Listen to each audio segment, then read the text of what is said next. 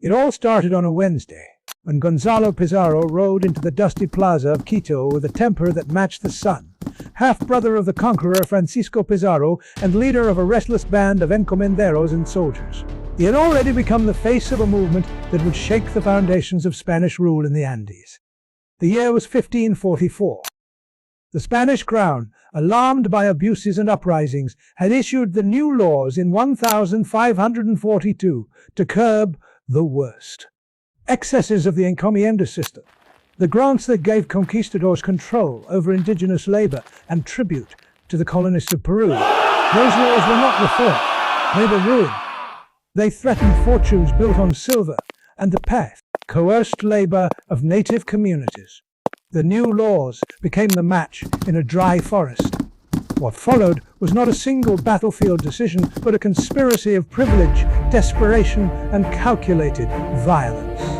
Men like Gonzalo Pizarro met in private chambers, in taverns behind the Cathedral of Lima, and in the haciendas that dotted the highlands. They swore loyalty to the memory of conquest, while quietly plotting to nullify royal decree.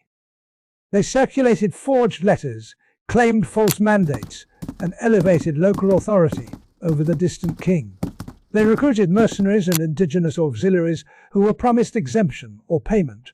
A brutal lieutenant, Francisco de Carvajal, known as the Demon of the Andes, organized camps, trained bands of arquebusiers, and turned a political quarrel into an armed conspiracy. When Blasco Núñez Vela arrived as viceroy in 1544 to enforce the new laws, he walked into a province already undermined by factional violence. He tried to exercise royal power. They tried to kill it. The tension snapped on April 16, 1546, at the plains of Anaquito, near Quito. Gonzalo's forces, disciplined and hardened by the harsh Andes, met the viceroy's troops. Negotiations had failed, and treachery had been sown into both camps. The confrontation ended with Núñez Vela's death on the field, a shocking affront to royal authority and a public vindication for the conspirators. But victory bred its own paranoia. Gonzalo Pizarro ruled in the vacuum like a feudal lord, issuing decrees in the name of order while refusing submission to the crown's appointed emissaries. Madrid responded not with another viceroy, but with a more subtle instrument. Pedro de la Gasca, a cleric and lawyer dispatched in 1547 with plenary powers to restore royal supremacy. De la Gasca did not arrive with an army. He arrived with a strategy that outwitted a force used to winning by sword.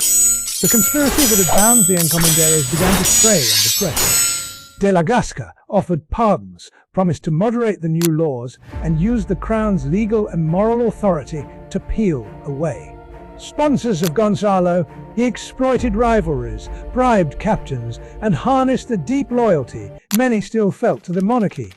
On April 9, 1548, the two forces met at Jaquejoana outside Cusco. It was not only a battle of arms, but of legitimacy. Desertions from Gonzalo's ranks multiplied. Carvajal fought with fanatical zeal, but could not stop the collapse. Gonzalo was captured and executed later that year. The conspiracy had failed, but its echoes shaped colonial Peru. The new laws were modified. The crown learned the limits of imposing reform across an ocean and an entrenched settler class. The rebellion exposed how quickly legal authority could be undermined by clandestine networks, by forged credentials, and by the brutality of armed men who claimed loyalty while planning treason. This was not a tale of a single villain, but of a system pushed to the edge. Conquistadors who had carved out power in the name of empire, a distant monarchy trying to impose justice, and indigenous peoples caught in the crossfire. The Gonzalo Pizarro conspiracy remains a cautionary chapter in colonial South America. A dramatic collision between law, greed, and violence that decided who would control the silver, the labor, and the future of an empire.